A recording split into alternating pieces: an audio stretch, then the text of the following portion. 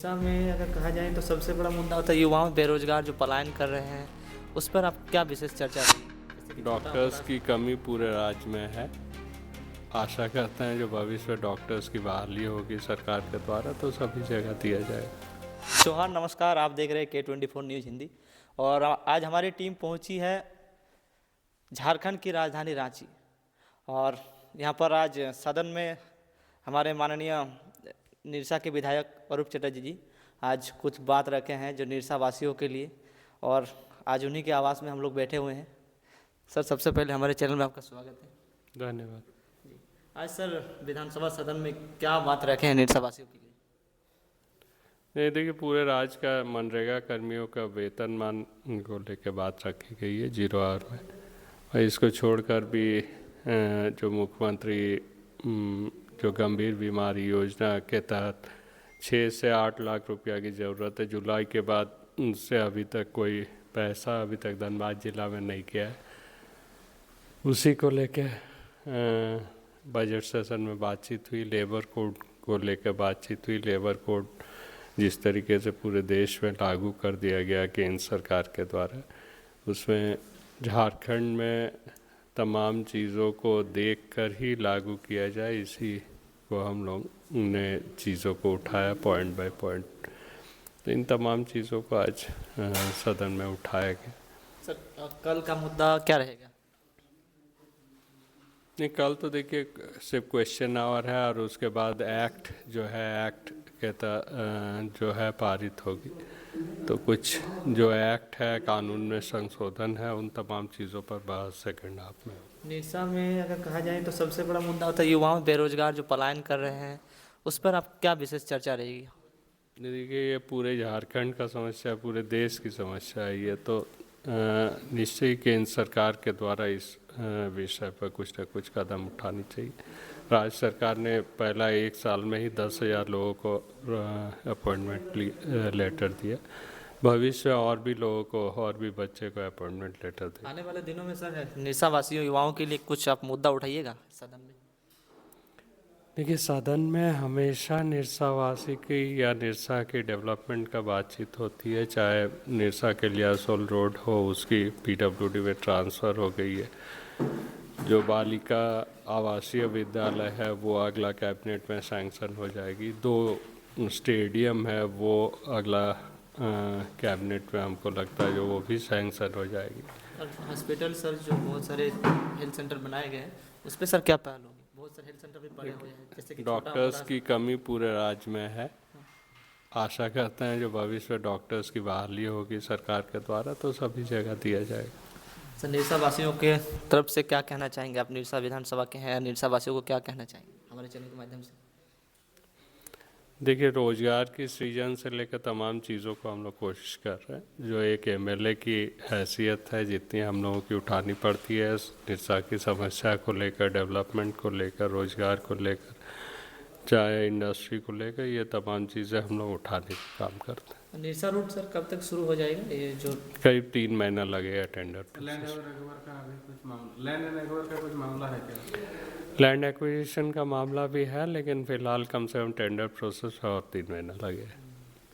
Sir, कुछ एक मेरे चैनल द्वारा एक किसी का कमेंट किया गया था और एक सवाल आपसे पूछने के लिए बोला गया था कि कुछ 11 करोड़ का ज़मीन है और कुछ निरसा का कुछ ज़मीन है जो सरकारी ज़मीन है, गेट उसको बाहर के लोगों को सीओ सर द्वारा कुछ बेचा जा रहा है, ऐसा कुछ हमको बोला गया है सर। देखिए, डिटेल्स अगर ज़मीन का मिले तभी इसका हम लोग कमेंट्स कर सके हैं। ऐसे जहाँ भी सरकारी ज़मीन का दखल किया जा रहा है गैर कानूनी तरीके से, उसको खाली करवाने का हर कोशिश कर रहे हैं हम। वो शख्स बोल रहा कि मेरे पास डिटेल भी है। डिटेल्स मिलेगा तो निश्चय उसको ज़रूरत पड़े तो विधानसभा में भी रखें। जी सर, बहुत बहुत धन्यवाद। माननीय सदस्य अरूप चटर्जी जी। अध्यक्ष महोदय, मैं सरकार के बजट के पक्ष में बोलने के लिए खड़ा हुआ हूँ। 1,45,000 करोड़ की मुख्य बजट और आज आखिरी इस वित्तीय वर्ष की आखिरी सप्लीमेंट्री बजट 7,700 करोड़ की आज सरकार पेश कर रही। हम तमाम लोग इसके पक्ष में बोलने के लिए खड़ा हुआ हूँ। अध्यक्ष महोदय, 3.5 करोड़ की झारखंड की जनता के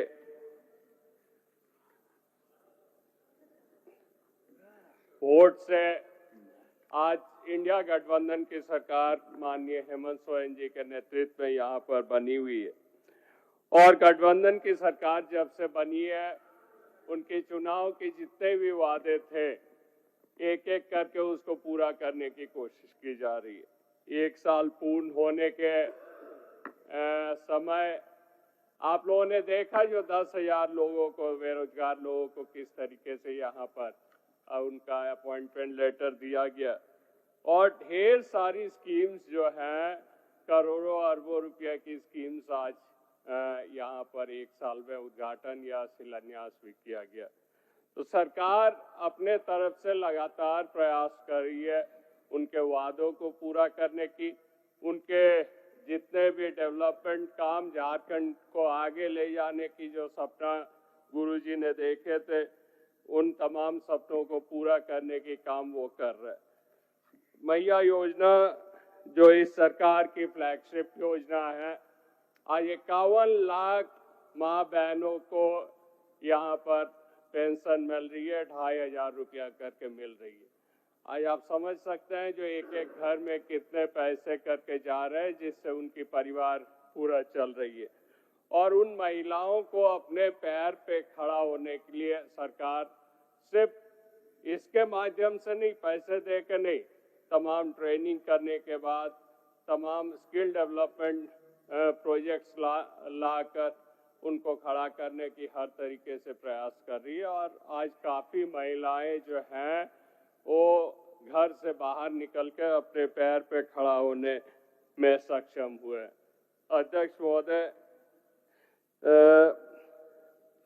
मैं क्योंकि आज बजट भाषण है और मैं एक चीज़ यहाँ बताना चाहूँगा, जो केंद्र सरकार के द्वारा जो 4 लेबर कोड लाई गई है, इन 4 लेबर कोड का तमाम विरोध के बावजूद भी पार्लियामेंट में पास कर देश में उस कानून को आज 6 साल तक रोक के रखने के बाद फिर से लागू करने की कोशिश की जा रही है और केंद्र सरकार उसको लागू करने के लिए अध्यादेश लाई है।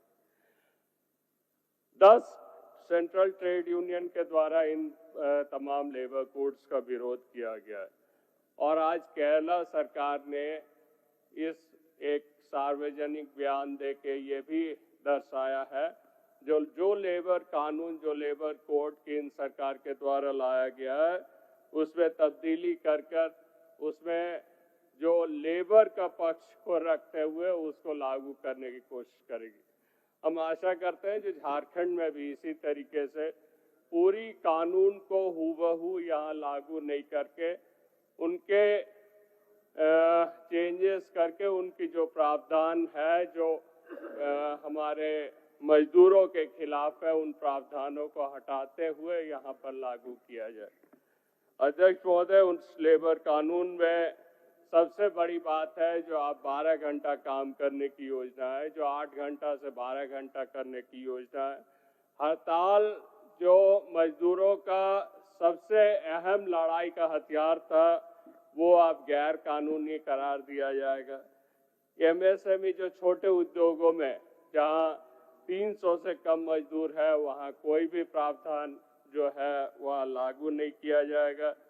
आगे शिकायत करने पर वो शिकायतों पर इंस्पेक्शन होता था, उन तमाम इंस्पेक्शन को खत्म कर दिया गया है।